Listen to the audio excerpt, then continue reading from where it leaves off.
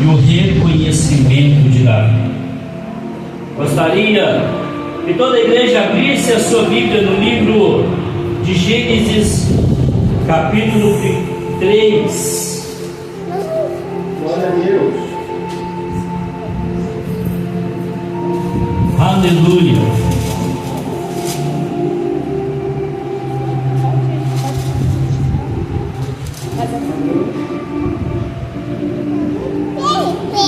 Glória a Deus. Aleluia, Deus.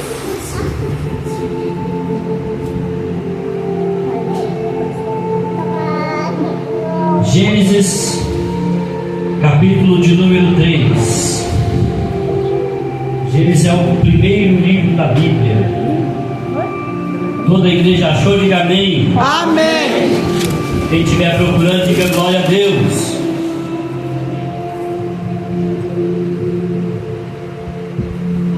Amém? Amém. Gênesis 3. A partir da expressão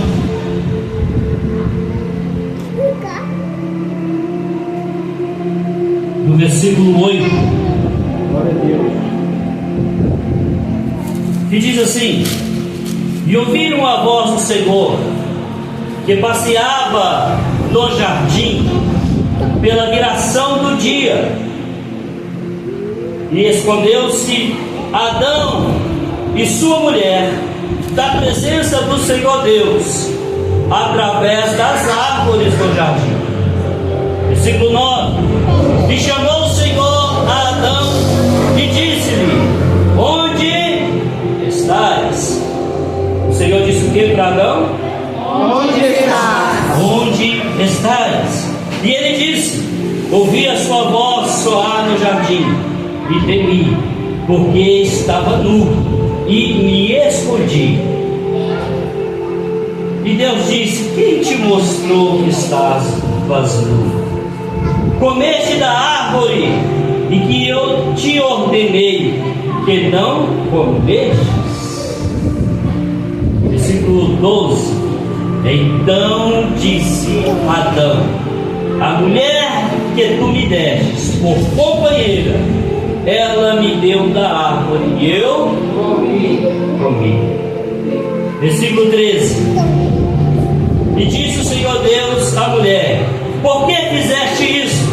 E a mulher disse: a serpente me enganou e eu comi. Pode se acertar, por gentileza. Aleluia, glória a Deus. Glória a Deus. Glória a Deus. Curva a sua cabeça.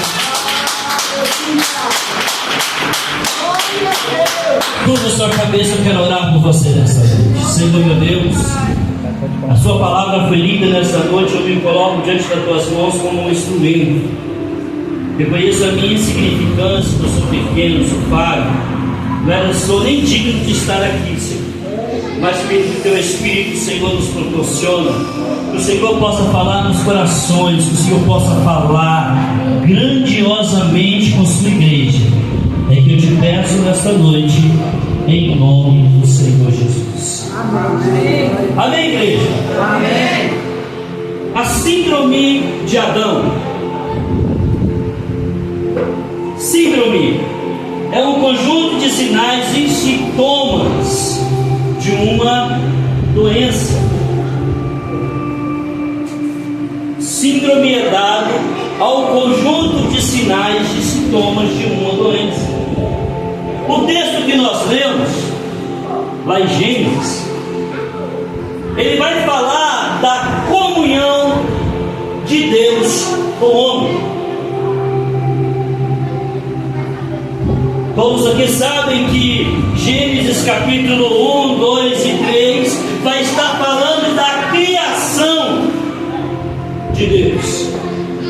Que Deus criou os céus e a terra. Que no princípio a terra era sem forma e vazia, mas o Espírito do nosso Deus se movia onde? Estava habitando sobre a face das águas.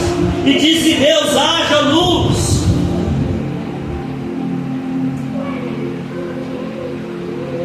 E disse Deus: haja os céus. os astros, os anjos e tudo que é celestial. E vai falar que Deus começa agora a formar a terra, e depois da terra formada, Deus dá ordem aos seres viventes, e depois dos seres viventes, e Deus viu que tudo aquilo que tinha acontecido era bom, era para o seu louvor, era para a sua glória, era para a sua adoração. Deus decide lá do céu, num diálogo simples e claro, e surge a frase: façamos o homem a nossa imagem e a nossa semelhança. E tendo Deus feito o homem, o texto vai dizer que Deus coloca o homem no meio do jardim. E o homem agora está ali para governar, para cuidar, para zelar, para dominar sobre os animais, sobre as plantas, sobre as árvores, sobre as águas, sobre o céu. O homem está ali no meio do jardim para dominar. E aí, no meio de todos os animais, no meio de todas as criações, Deus olhou do céu novamente e viu que o homem estava só. O homem estava só. E Deus olha e fala: eu vou ter que fazer uma companheira, uma auxiliadora, alguém que esteja do lado dele. E Deus agora, aleluia, ele desce. O texto não diz, mas grande afirmação teológica, grande parte da teologia vai dizer que todos os dias de tardezinha pela viração, Deus vinha sobre a terra e ter um diálogo, um bate-papo, uma intimidade, um compromisso, um relacionamento com quem? Com o homem. E aí de tardezinha Deus vem para ter um relacionamento com o homem. E Deus olha para o homem e fala: vem cá, meu filho. E num simples abraço, Deus anestesia o homem e o homem adormece. Deus vai na costela, arranca um osso e lá no barro vai formando a mulher. E depois de ter formado a mulher, o homem acorda e Deus apresenta a ele a sua disjuntora, a sua companheira. E o homem faz a seguinte exclamação dizendo: essa é carne da minha carne e osso do meu osso. Essa vai estar comigo. Mas o texto vai dizer mais para frente que a serpente, um animal sagaz, ele vem e cega a mulher. Ele aconselha a mulher a desobedecer a Deus.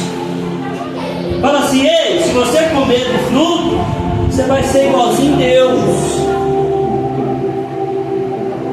Vocês já repararam, irmãos, como é que é a inveja?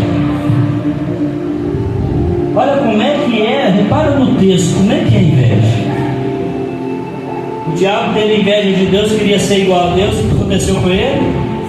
Agora ele lança uma seta de inveja no coração de Eva. Ei, você vai ser igualzinho a Deus. Eu não posso, mas você pode. Cuidado. Cuidado com comichões que vêm no seu ouvido. Cuidado com aquilo que você escuta. Porque certos tipos de incentivos podem te levar para a morte. Faz isso que é bom. Faz isso que vai dar certo. Certos tipos de incentivo podem te levar à morte. O diabo queria ser igual a Deus. Deus o expulsou do céu e ele lança no desejo da mulher: você vai ser igual a Deus, conhecedor de todas as coisas, se comer da árvore que ele ordenou para você não comer. A Bíblia vai falar que a mulher come, a mulher chama o homem e dá o fruto para o homem. E aí entramos no texto que nós lemos. Mais uma vez, pela viração do dia, Deus aparece no meio do jardim, e andando no meio do jardim ele não vê Adão.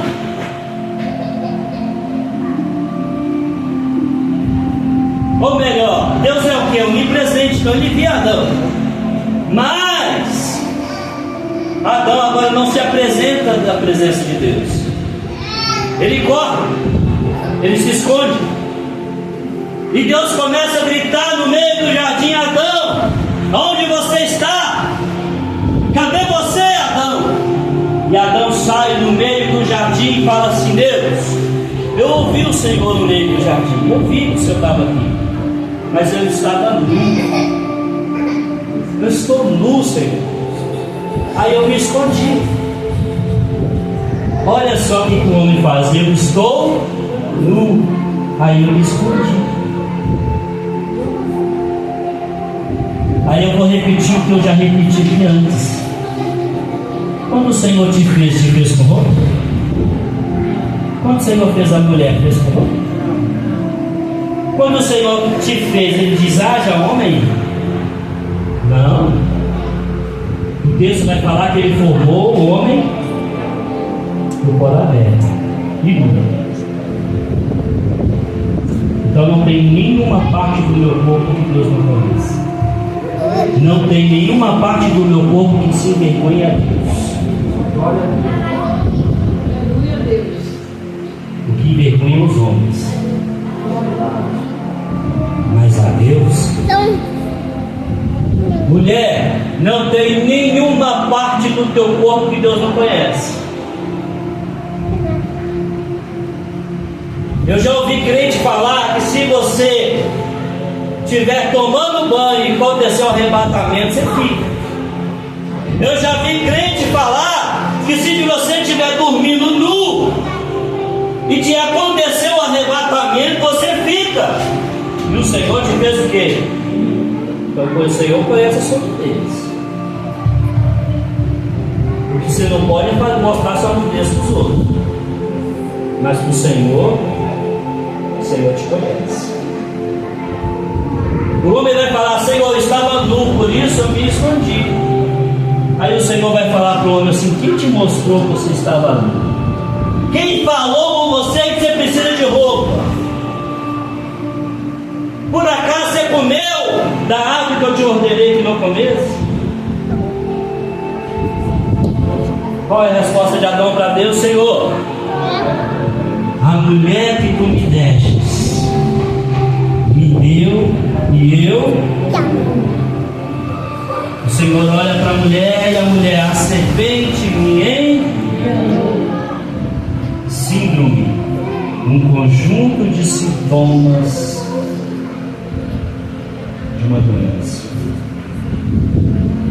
No nosso caso, essa doença é chamada pecado. Aqui nesta noite, a síndrome chamada pecado, com seus conjuntos. Primeira coisa que acontece: eu pego, o que é que eu faço? Eu me escondo de Deus, eu me afasto de Deus. Primeira coisa que acontece no meu cotidiano: eu sou falho, sou pó, sou pecador, mas eu peco. Mas quando eu peco, em vez de eu procurar Deus, eu me afasto de Deus. Não é isso que acontece com muitos de nós? Estou hoje trabalhando, meu dia abençoado, oh glória a Deus e aleluia, que dia bom, mas aí vem um atribulado e nos tira da bênção, e a gente xinga, fala palavrão, e quando chega na hora do culto, eu não vou no culto hoje porque eu pequei.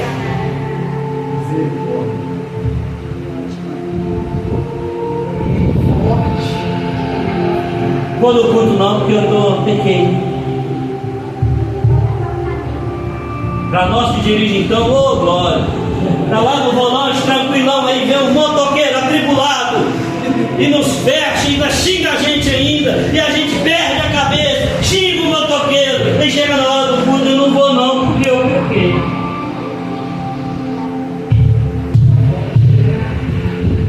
Irmãos, Satanás sempre vai ter um mensageiro. Sempre vai ter um mensageiro que vai querer nos levar ao pecado. Satanás sempre vai ter um mensageiro que vai nos levar ao pecado. Mas aí a consequência do pecado é o quê? E a síndrome desse pecado é o quê? Nos afastar de Deus. A gente se afasta de Deus. A gente faz igual Adão, pequei, mas em vez de eu chegar para o Senhor, Senhor, eu pequei, não, eu vou me esconder.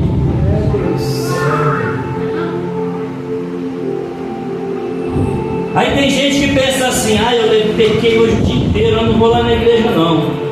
Hoje não, porque senão o pastor vai me ver, eu não estou numa situação boa, o pastor vai olhar, o pastor vai ver, eu não vou não. A hora que eu estiver bem, aí eu vou na igreja. Aí depois chega aqui na igreja e o Senhor fala assim, eu te vi. Eu estava lá no jardim que você estava. Eu estava lá no jardim onde você estava. Tem gente que gosta de tomar uma cervejinha, né? Aí passa o final de semana enchendo a cara. Quando chega no domingo, eu não vou na igreja não, porque sei lá, eu estava no bar, não sei se alguém me viu, não sei se alguém olhou para mim. A síndrome de Adão, condenar-se a si mesmo. Primeiro sintoma dessa síndrome é esconder de Deus. E aí eu olho e falo assim, não, Deus está vindo aí, eu vou me esconder. O segundo sintoma da síndrome de Adão é olhar para Deus e falar, Senhor, a mulher que tu me destes me deu do fruto e eu comi. A segunda síndrome que nós temos, nós cristãos, eu estou falando de Adão, mas esse assunto é atual, é coisa que acontece na nossa vida cotidiana, todos os dias. Verdade, Deus. Todos os dias, porque sempre que pecamos ou fazemos alguma coisa que desagrada a Deus, o que nós fazemos? Isso está dentro de nós, isso é a genética, a herança de Adão em nós. O que nós fazemos? Escondemos de Deus. Temos vergonha de Deus, vergonha do nosso pecado, vergonha da nossa imundícia. Isso está dentro de nós. E a segundo sintoma dessa síndrome é nunca reconhecer o próprio erro e jogar na vida do outro a responsabilidade do erro que foi meu. Quando no volante estou dirigindo, cheguei uma porrada de palavrão, e aí eu falo, oh Deus, eu peguei porque o infeliz do motoqueiro entrou na minha frente. O motoqueiro foi só um mensageiro. Ele não tem culpa de nada, você que tem, você tem.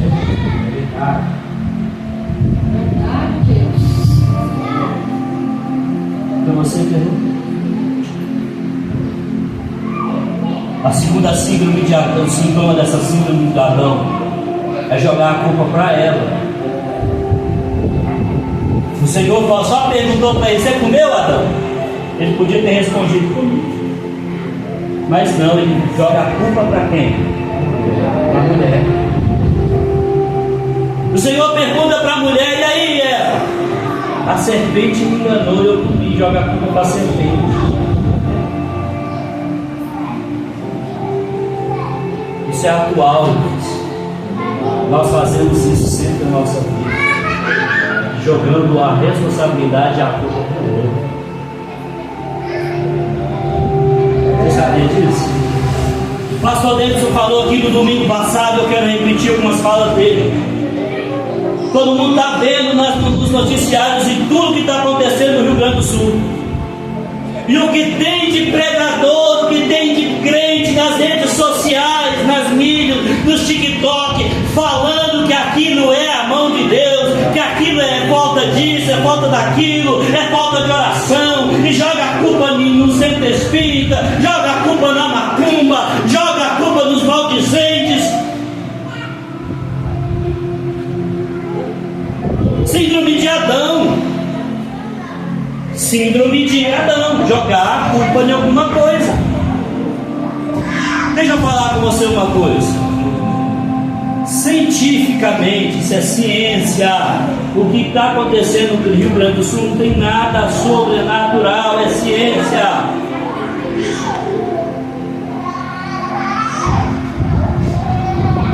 É ciência. Você tem um mar. Não tem um mar?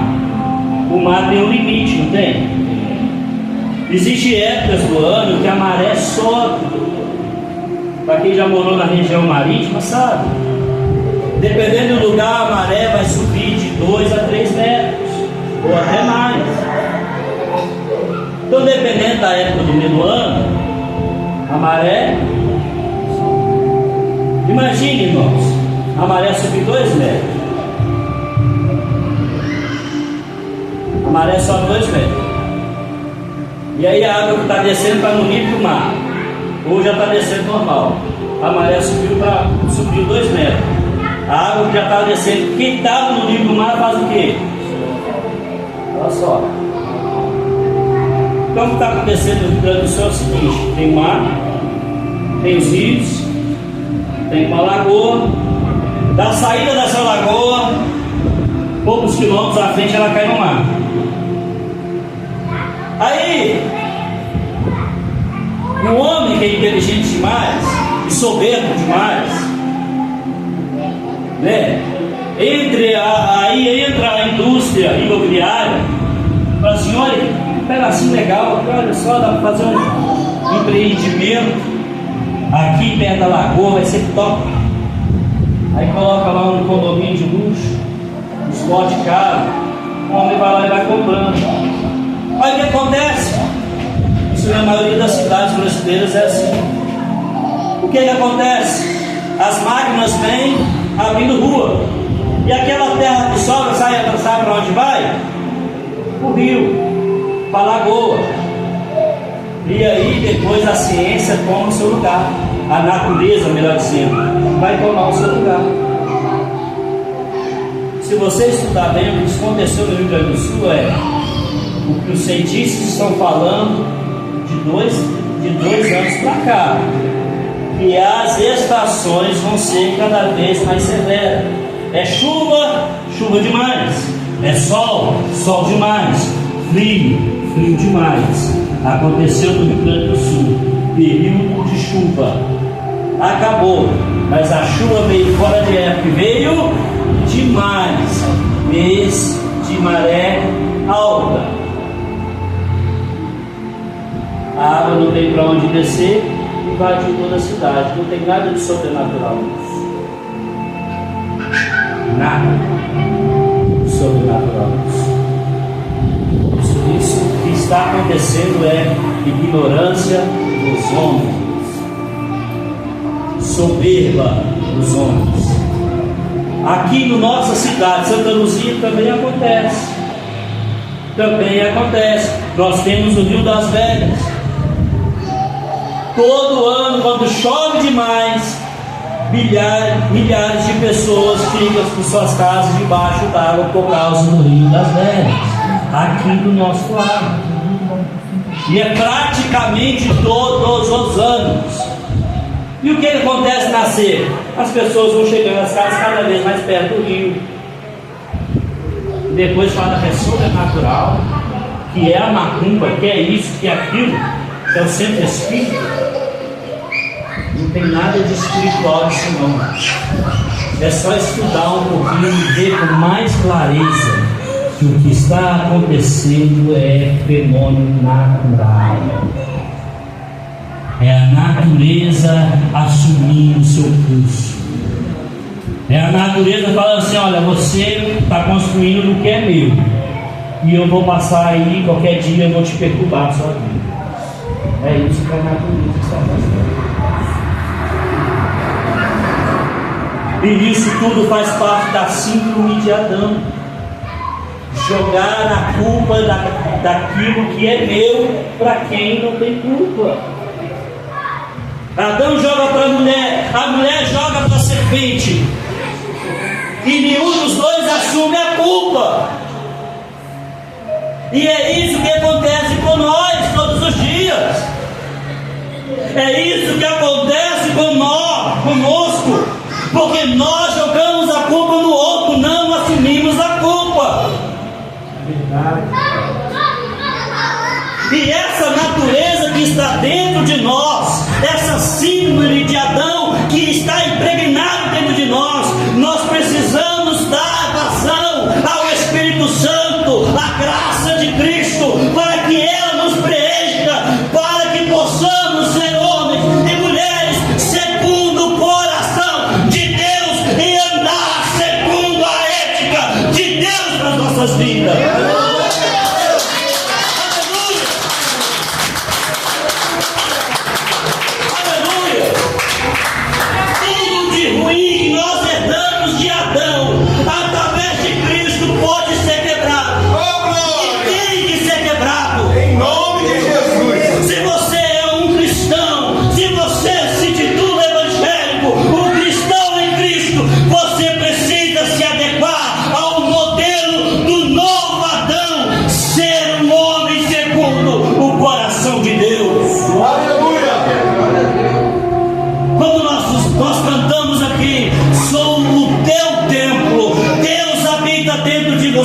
Então permita-se que Deus molde o teu caráter, quebre as suas estruturas e faça de você um novo homem, uma nova mulher, curado e sem síndrome alguma.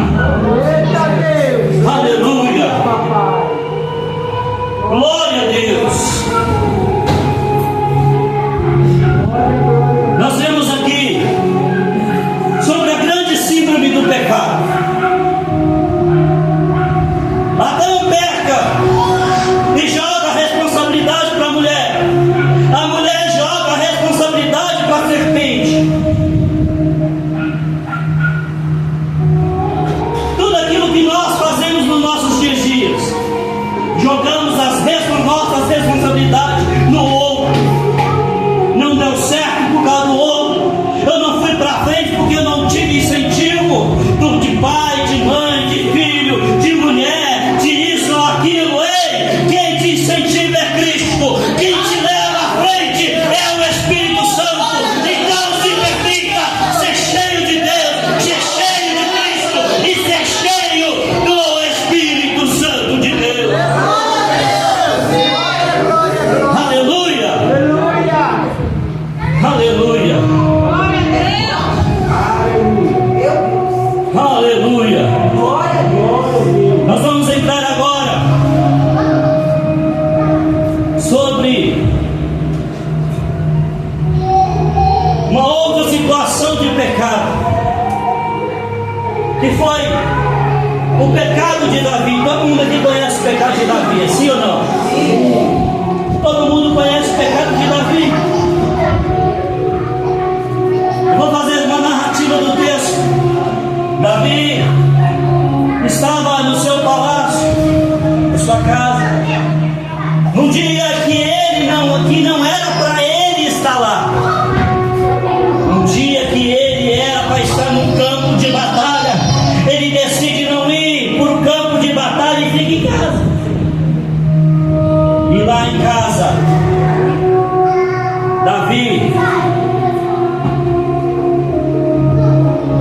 contemplando talvez a sua riqueza, as suas conquistas, ele olha e de longe ele vê uma bela mulher nua tomando banho.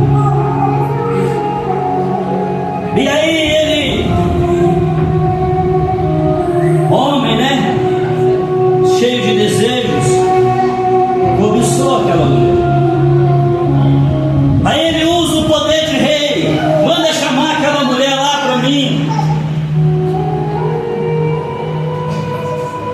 seu servo vai lá, chama a mulher. Aquela mulher casada, esposa de um soldado que estava na guerra, lugar onde Davi deveria estar. E aí, Davi se deita com aquela mulher. E no outro dia, ele manda chamar o soldado, marido da mulher, e para cobertar o seu pecado, ele fala assim: vai para casa, você tira o dia de folga, vai ficar com a sua esposa. Mas aquele soldado era tão fiel, era tão honesto, tinha tanto caráter, que ele olha para Davi e fala: como é que eu posso ir para casa, desfrutar da minha velha esposa, se os meus irmãos e companheiros estão perdendo as suas vidas e derramando seu sangue na batalha? O soldado rejeita a vontade. Davi articula a morte do soldado para casar com a viúva. E depois de Davi lá casado com a viúva, dela ter passado o período da gestação dela, porque ela engravidou na relação com Davi, quando o menino nasce, chega alguém enviado por Deus, o profeta por nome de Natã. Isso está registrado no livro de 2 Samuel, capítulo de número 12. Deixa eu ver se é isso mesmo. Isso. 2 Samuel, capítulo 12. O profeta Natã chega para Davi. Isso aqui eu quero explicar bem para a igreja. Para quem conhece, para quem tem conhecimento, gosta de ler, e tem conhecimento, sabe que nenhum rei pode julgar nenhuma situação sozinho. Nenhum juiz pode te dar a sentença de alguma coisa se tiver sozinho.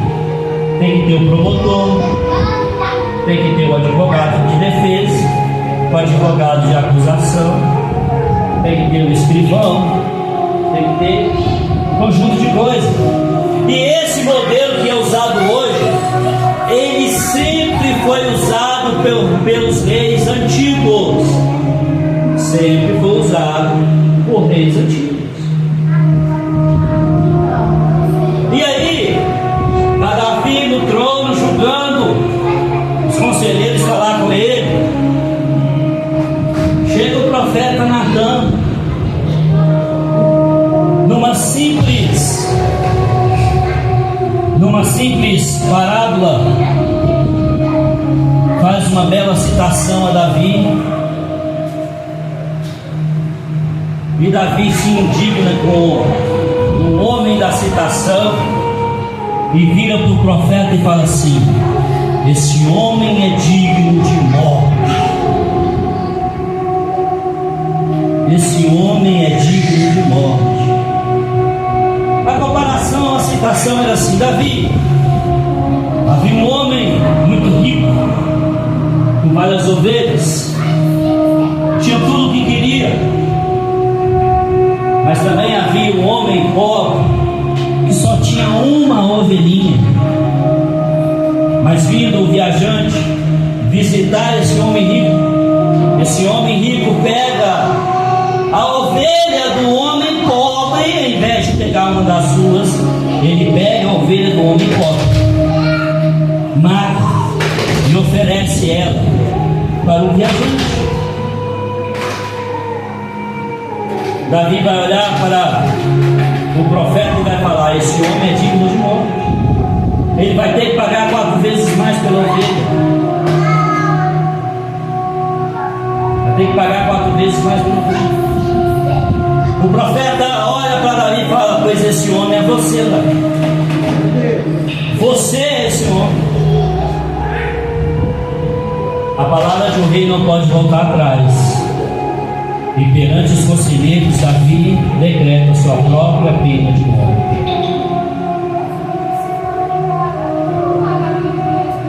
Mas só lá no capítulo 12 que eu estava lendo, no versículo 13, melhor dizendo, vai estar dizendo assim: então disse Davi a Natã: pequei contra o Senhor. Quem pecou? Davi. Você está vendo que aqui existe um pecado sensível? Ele não falou para dar pro, ele não vai falar para o profeta assim: olha, profeta, a mulher estava nua na minha frente. Olha, profeta, eu estava no meu lugar, na minha posição, e eu vi aquela mulher nua, e eu fui fraco, não aguentei. Ele não vai falar isso. Ele apresenta a Deus a sua vida como um homem segundo o coração de Deus, e vai virar para o profeta e dizer: eu pequei contra o Senhor. Aí o que acontece? Ele vai fazer os Salmos de número 51. Abre isso aqui. Olha a linda oração de Davi. Eu não sou muito de ficar apegado aos temas, mas olha o tema: Salmos de Davi, um cântaro. Quando o profeta Natã veio a ele depois de entrar a Betseba, ele vai orar ao Senhor e dizer assim: tem misericórdia de mim, ó Deus, segundo a tua benignidade, e apaga as minhas transgressões segundo a multidão da tua misericórdia. Quem abriu a Bíblia para continuar, me ajudar a ler? Lava-me completamente da minha, olha irmãos, lava-me completamente da minha iniquidade e purifica-me do meu pecado.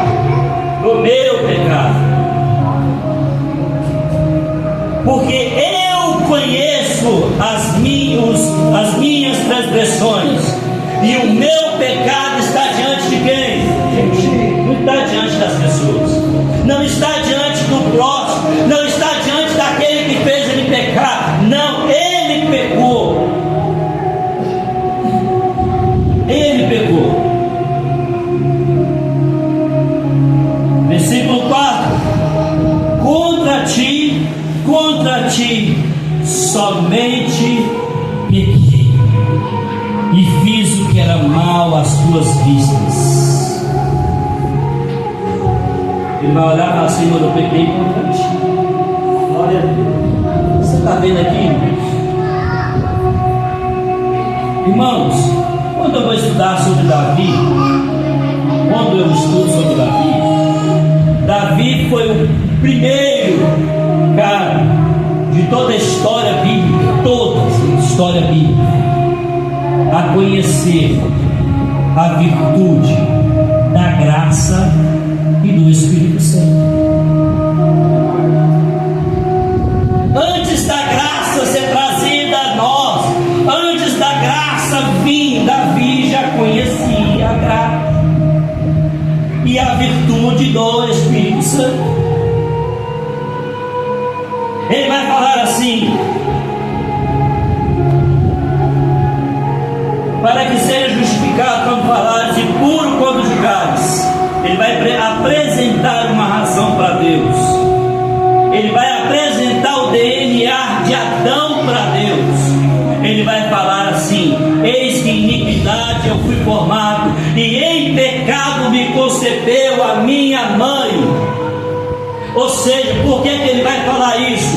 Porque todos nós já nascemos em pecado, todas as crianças já nascem em pecado, porque dentro de cada um de nós há a identidade de Adão, o DNA de Adão, e as síndromes, as manias, os defeitos que Adão teve lá atrás. Tudo isso ainda dentro de nós. Ele não está falando aqui do pecado da mãe dele, ele não está falando aqui do pecado do pai dele, mas ele está falando da raiz de Adão. Em iniquidade eu fui formado, e em pecado me concebeu a minha mãe.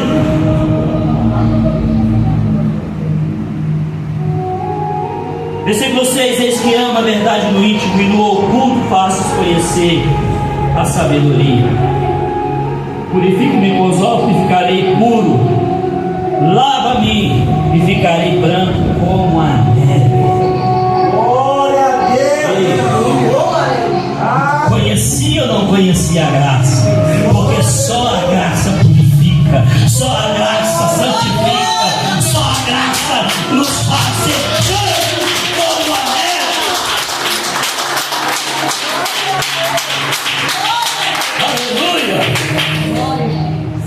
Aleluia!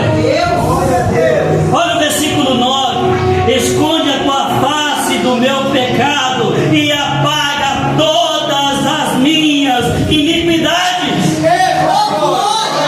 Ou seja, não há pecado, não há iniquidade, não há problema, não há dificuldade na vida que o Senhor não pode trazer uma mudança, uma transformação, uma nova atitude de vida. Aleluia! Para cada um de nós.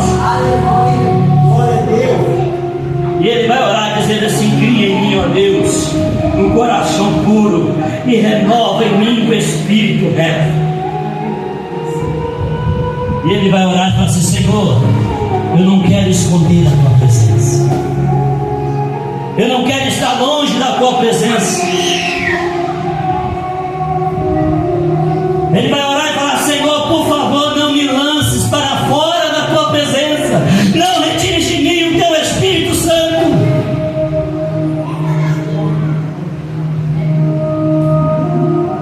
Não retires de mim o teu Espírito Santo. Davi apresenta aqui, irmãos, um pecado, talvez do tamanho ou semelhante ao pecado de Adão, mas ele não joga nenhuma síndrome, ele não joga a culpa em ninguém. Senhor, a mulher era bonita demais, Senhor, a mulher era isso, era aquilo. Ele não vai falar: eu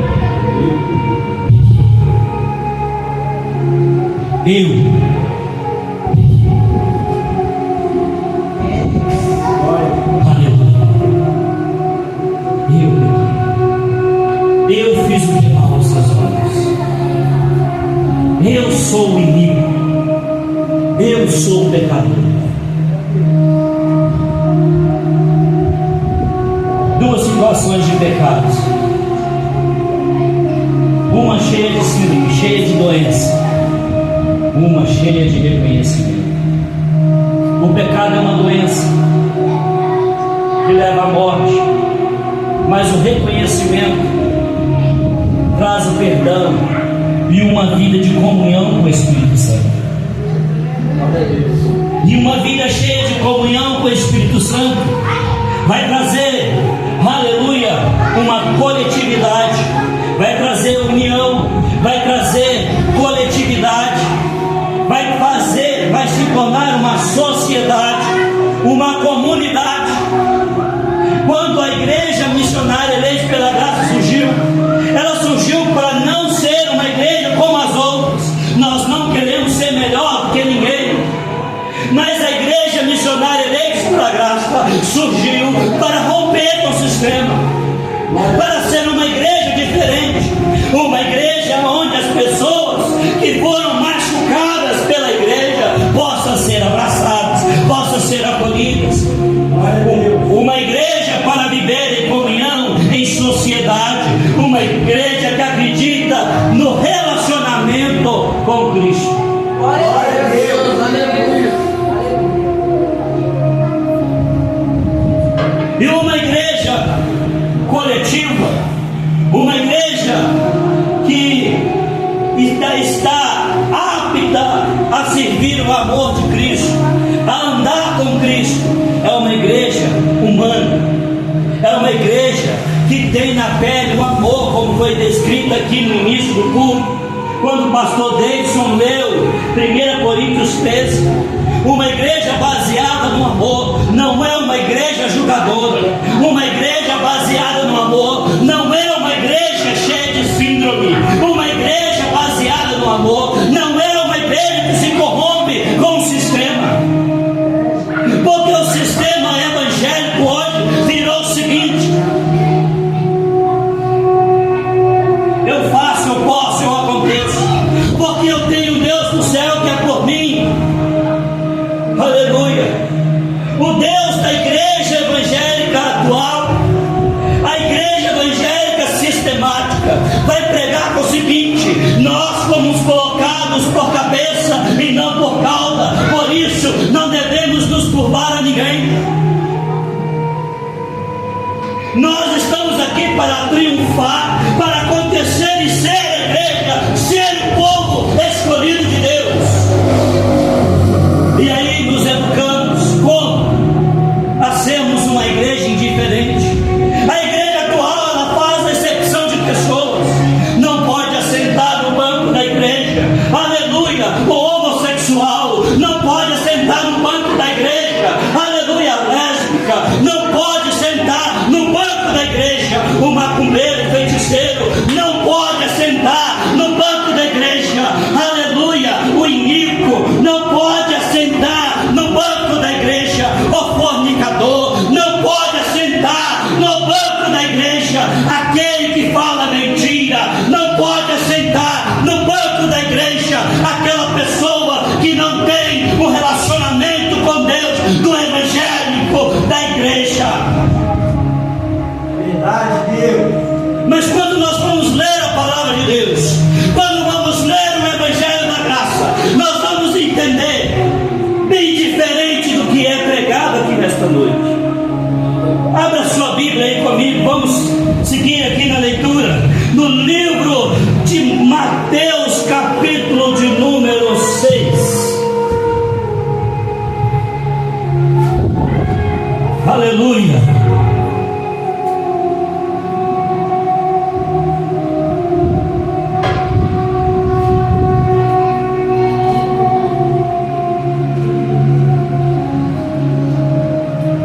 Mateus capítulo de número 6. Glória a Deus. Aleluia. Glória a Deus. Aleluia. Como é que foi a oração de Adão? Senhor, a mulher que tu me destes. Como é que foi a oração de Davi? Eu pequei.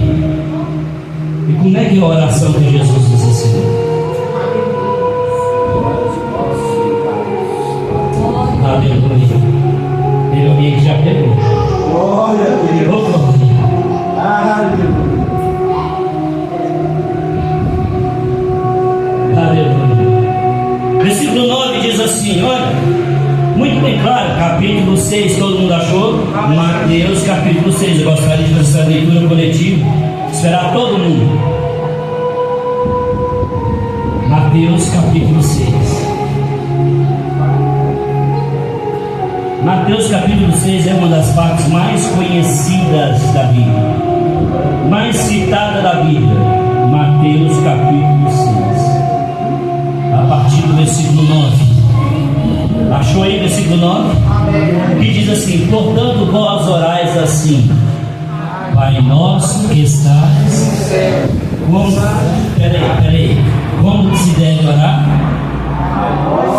Pai nosso. Então, se o Pai é nosso, ele é pai do macumbeiro, do feiticeiro, do iníquo, do homossexual, da lésbica. Ele é Pai nosso. Não é pai dos evangélicos. Deus não fundou religião evangélica.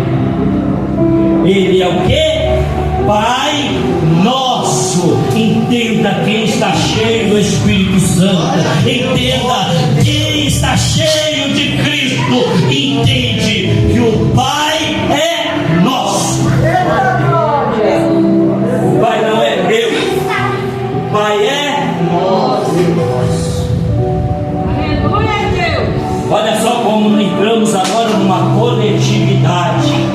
numa pluralidade, numa unidade. Pai é nosso. As igrejas neopentecostais, se vocês repararem bem, as igrejas neopentecostais de hoje, as grandes mega igrejas, eles nunca vão orar e falar Pai Nosso. Os seus grandes líderes vão dizer Pai das luzes. Vocês já repararam isso? Liga a televisão do culto, daí na hora da oração você vê Pai das luzes, Pai disso, Pai daquilo. Nunca o Pai é nosso, mas Jesus ensina a coletividade. O Pai é nosso. O Pai é de todos aqueles que querem ser filhos dele. O Pai é nosso. Pai nosso que estás nos céus, santificado seja. Venha a nós, venha a quem? A nós o teu reino, seja feita a tua vontade. O pão de quem? Não, o pão é meu.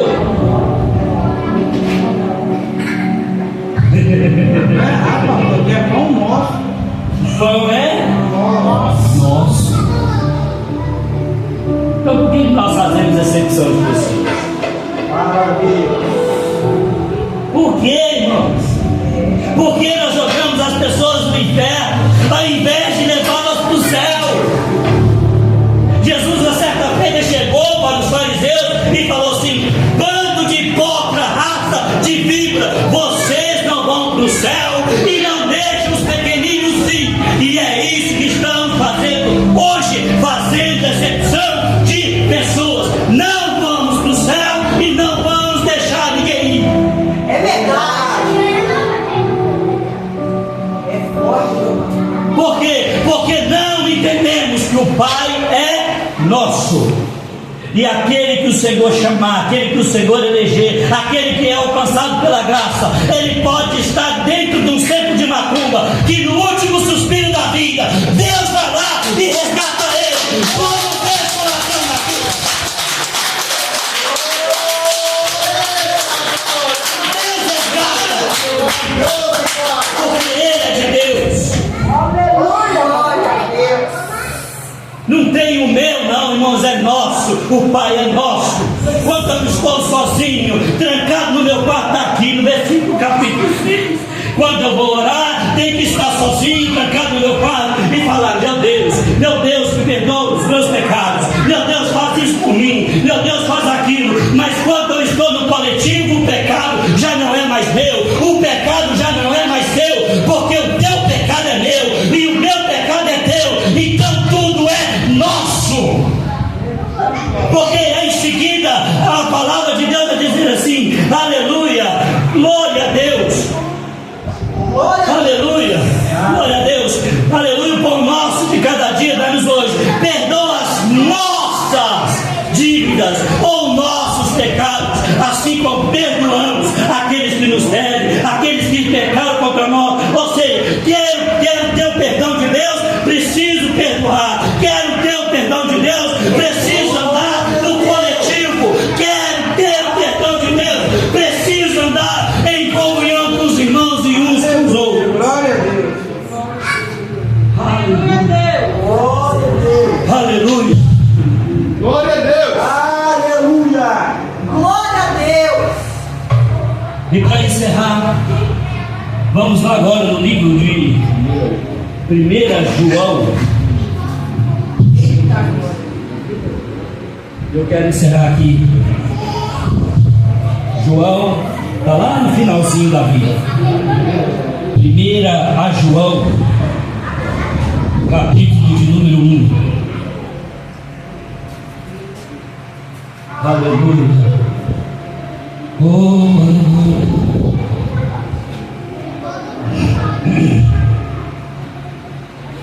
Aleluia. Glória a Deus. Glória a Deus. Aleluia. Todos acharam? Amém. Capítulo 1, versículo 5 está escrito assim: esta é a mensagem que dele ouvimos e anunciamos, que Deus é luz e nele não há trevas nenhuma. Se dissermos que temos comunhão com ele e andamos em trevas, mentimos e não praticamos a verdade. Mas agora ele diz: porém, se andamos na luz, como ele andou, temos o quê? Comunhão uns com os outros. E quando temos comunhão uns com os outros, o que acontece? O sangue de Cristo nos purifica de todo pecado. Não há, aleluia, pecado que não é purificado através do sangue de Cristo. Não há pecado que não é perdoado através do sangue de Cristo. Se você entrou a esta igreja nesta noite pensando assim: será que eu vou ser salvo? Será que eu vou para o céu? Será que Deus tem o melhor para mim? Será que Deus me ama? Ei, Ele derramou o sangue dele por você. E Ele está dizendo para mim e para você que nesta noite o sangue de Cristo nos purifica de todo pecado. Agora eu te convido a você ter um relacionamento com Cristo, porque Romanos capítulo 8, versículo 1 diz: aquele que está em Cristo, nova criatura é. Seja uma nova criatura. Deixa de lado a síndrome adâmica, deixa de lado a síndrome do pecado e venha ter uma vida nova com Cristo. Glória a Deus. Porque no mesmo Romanos capítulo 8, versículo 33 diz: quem atentará acusação contra os escolhidos de Deus? Porque é Deus que os justifica. Ou seja, é Deus que nos justifica. É Deus que nos justifica. Coloque sobre os seus pés. Eu quero orar por você nesta noite. Glória a Deus. Aleluia. Aleluia. Aleluia. Glória a Deus. Feche os seus olhos, coloque a mão no teu coração. Oh Deus maravilhoso. A presença de Deus ela é real hoje aqui. A presença de Deus está grande hoje aqui. Oh, aleluia, aleluia, aleluia, aleluia. Senhor, meu Deus e meu Pai, meu Deus, nesse momento, meu Deus, eu quero orar por tua igreja. Eu peço, Senhor, meu Pai querido, que esta palavra que foi ministrada e pregada possa entrar em cada coração e fazer conforme o teu prazer, a tua vontade. Meu Deus, jogando por terra toda a síndrome, toda a sequela do pecado e fazendo com que todos que estão aqui possam se sentir como uma nova criatura em Cristo. Meu Pai, faça algo novo nesta noite, faça algo diferente, faça algo, Senhor, para que cada um de nós que estamos aqui possamos sentir a tua graça. Meu Deus, nos dar uma semana abençoada. Todos que vieram aqui, Senhor, abre porta onde não tem porta. Meu Pai, o Senhor é Senhor que faz o impossível. Por isso, Senhor, faz o impossível aqui nesta noite. Se tem alguém com a causa da justiça, que o Senhor possa responder. Se tem alguém, Senhor, que precisa de saúde, que o Senhor possa dar saúde a essa pessoa. Se tem alguém, Senhor, aqui que precisa do toque do teu Espírito Santo, que o Senhor possa tocar, Senhor, e fazer algo novo e diferente. Eu oro e te peço em nome de Jesus. Você pode